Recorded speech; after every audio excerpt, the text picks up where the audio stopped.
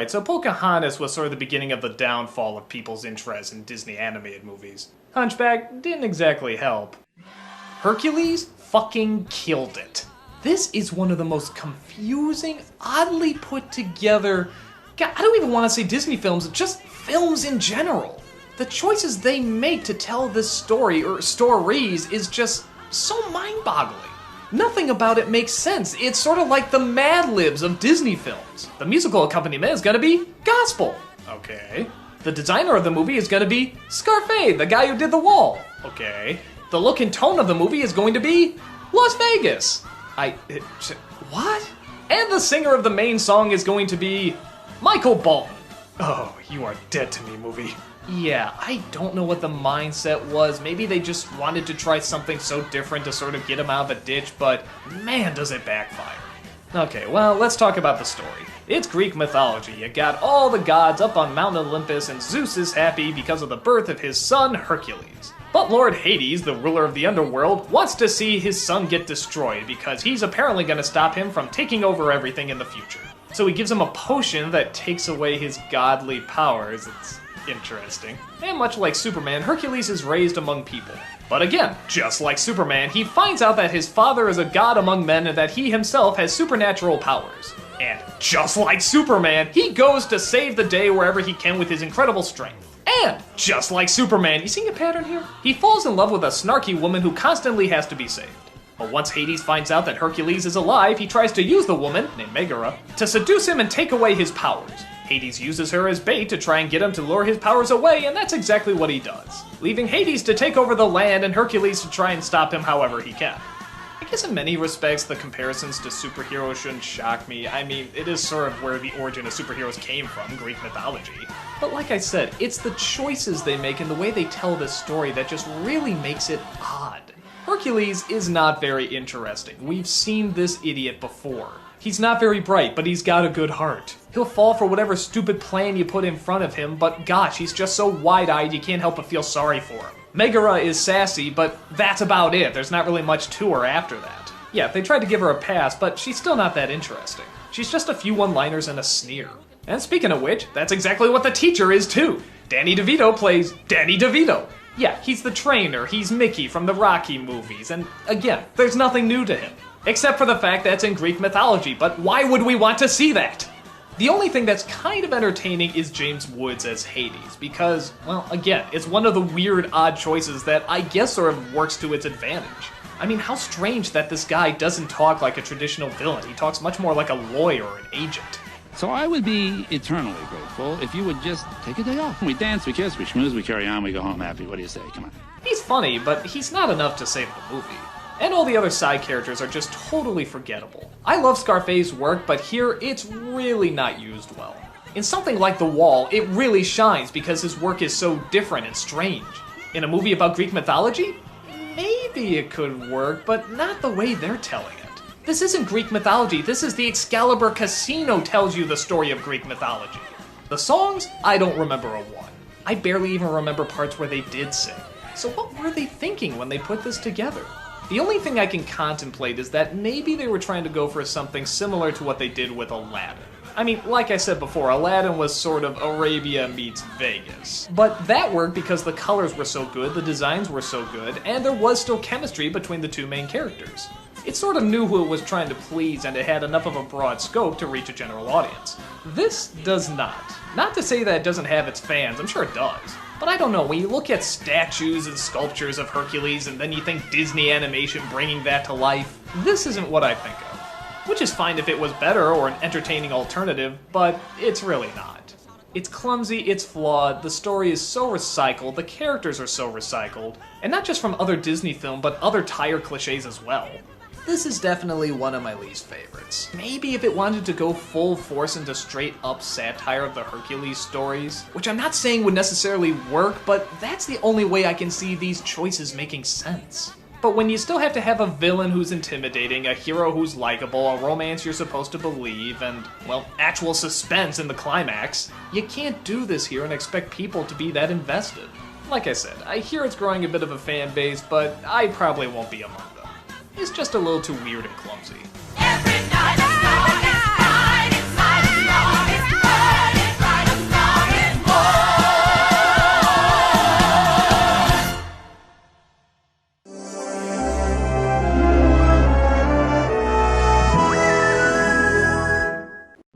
So at the time when they were making live-action movies out of any dumb old cartoon, yeah, I know, as opposed to today, George of the Jungle was the one that everyone thought was gonna be the biggest flop. And who can blame them? It's not like there was a ton to go off of with the original cartoon. And the past live-action films based on cartoons have been so bad, this clearly had no chance. But with an upbeat, innocent sense of humor and an upbeat, innocent main character, as well as upbeat, innocent side characters, George of the Jungle is a lot of fun. Is it die-hard hilarious? No, but as kids' movies go, this has a lot of stuff about that's pretty unique. Ursa and her fiancé are on an expedition into the jungle. At some point they get separated and she comes across a wild man named George, played by Brendan Fraser.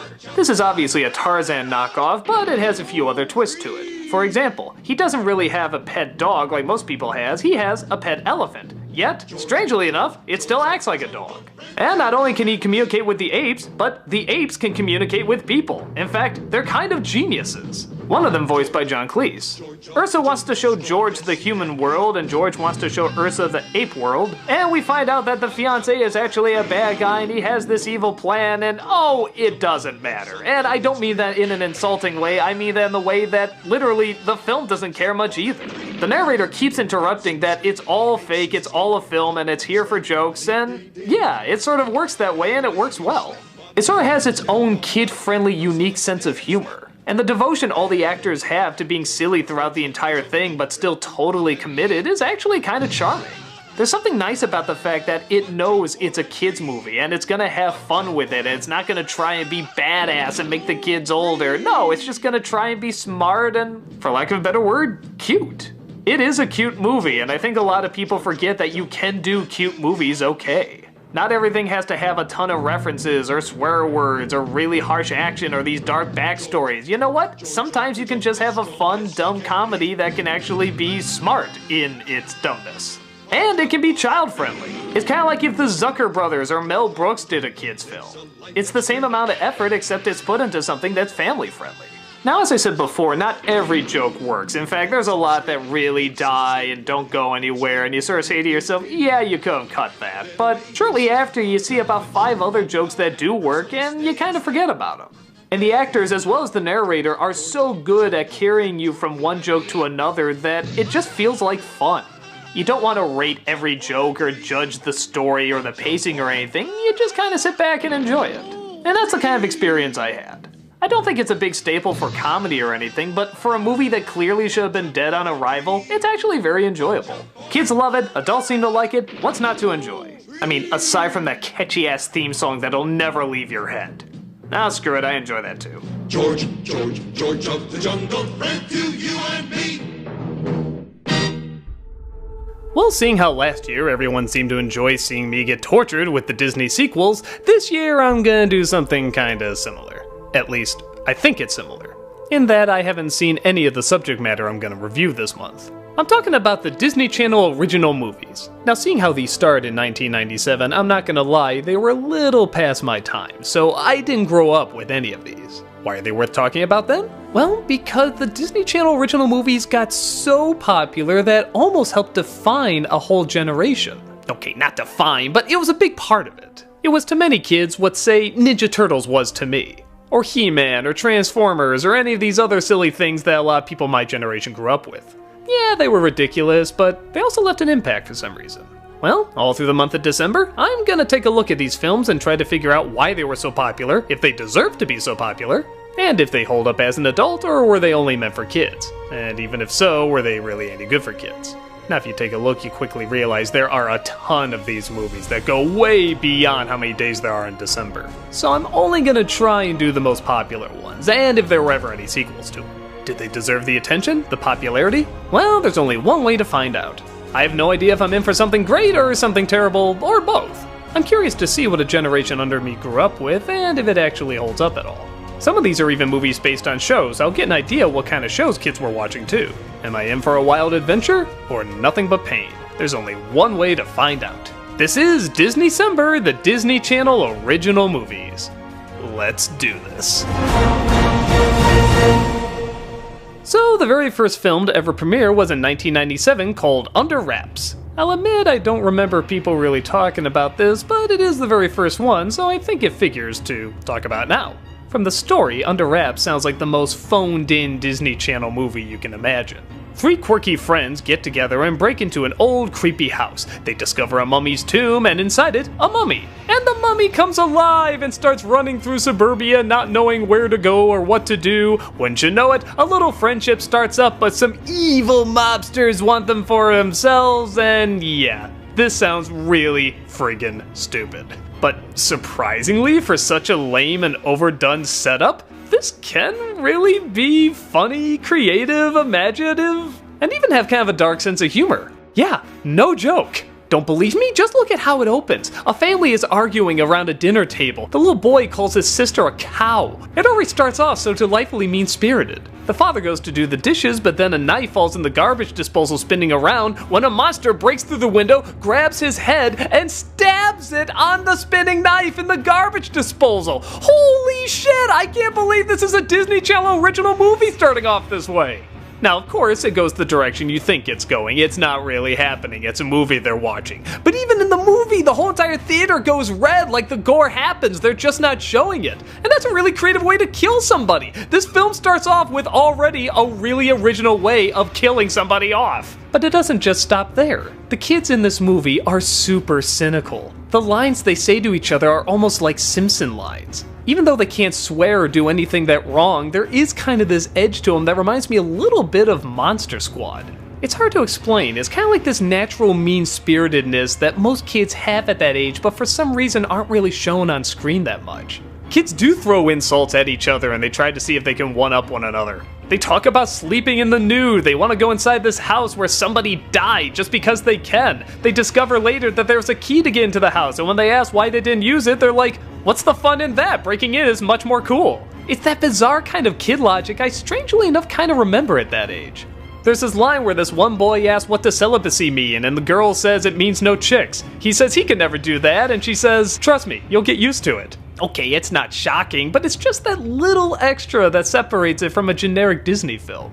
And on top of that, all the characters are strange, like really weird, odd people. There's a guy who owns the weirdest bookstore that's covered in skulls and gore, and he answers the door by pretending he has a knife stabbed in his back and he falls to the ground. How would that keep any customers? That would scare everybody away, but that's more important to him than actually selling anything. Even the characters at the fast food joints are kind of weird and odd. They all have distinct characters, and a lot of them just focus on hurting this poor mummy. Every other second he's either being smacked or pulled or even burned. Look at this, his nipples are on fire. And this is at a hospital too. Everything is just out to hurt this poor guy. Speaking of which, this is the same guy who was from Coach and Gargoyles, and he actually has 2 roles in this. He plays the mummy, who sadly doesn't have much talking or expression, but he still does okay. And then he also plays the guy who's dating the main kid's mom. He doesn't like him very much, despite him being very nice, and yeah, they're kind of doing like a Captain Hook thing, aren't they? Where both the father, or father-to-be, and supernatural character kind of represent that fear of what's coming forward, but then you see he gets used to the monster as he'll get used to the dad, and yeah, you know what, this actually kind of works. It's been done, but I think a lot of the stuff in this movie's been done, but they kind of playfully acknowledge it. Even when it gets really stupid at the end, where they have to fight off the phony gangsters, how do? They pretend like their eyes are gushing out of their heads, and then they knock the person out and tie them up with intestines. I love this kind of stuff. You would never see this in a Disney movie. This kind of just barely G-rated humor tickles me in just the right way. It's not overly dark and aggressive to a point where it becomes awkward, but it's just enough. The downside is the second half does slow down a little bit and some of the laughs go a little quiet, but I thought the whole thing was going to be like that. For a good, 2/3 of the movie, I was surprisingly kind of enjoying it. Okay, not loving it, but there were some laughs here and there. I don't know, I'm not going to act like this is anything great, but for a little Disney Channel movie, I thought it actually had more to it than it needed. If you're looking for that little kid Halloween movie that goes a little further than it needs to, with some memorable characters, weird scenes, and surprisingly funny lines, I say this is actually worth checking out. In the same way a kind of self-aware B movie is worth checking out. Take a look for yourself and see if it's worth getting wrapped up in.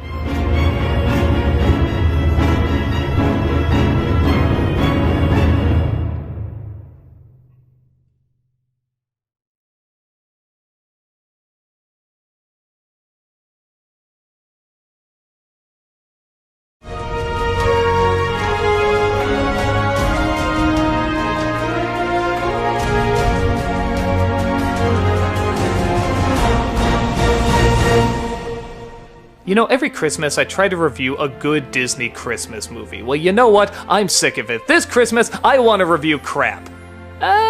This looks good. Beauty and the Beast, The Enchanted Christmas. This is one of the earlier Disney sequels that was coming out, like maybe the 6th or 7th. God, it's sad to think that number is actually early. This must have been really popular because they even re-released it with a special edition. Yeah, I guess this got a bit of a fan base. I guess to its credit, it's not the worst. I mean, there's definitely a lot more bad Disney sequels out there, but yeah, it's still not that... Okay, well, it takes place once again, once upon a time. Except this time, Belle and her prince are talking about who brought Christmas back to the palace. So we flash back to when Belle was still a prisoner of the Beast. He's still pretty kind to her in terms of letting her roam through the castle and everything, but he has this hatred of Christmas. One of the reasons being, I guess they were all transformed on Christmas. Huh, what a coincidence.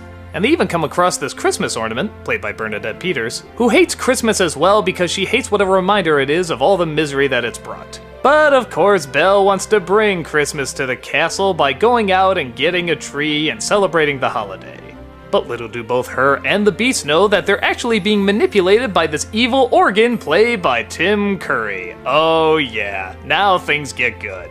Tim Curry is the villain in this, and he doesn't really attack or throw anything at people. Well, not until the end, but we'll get to that. He just uses his manipulation to keep the Beast shut off from everybody so he can do nothing but play music for him.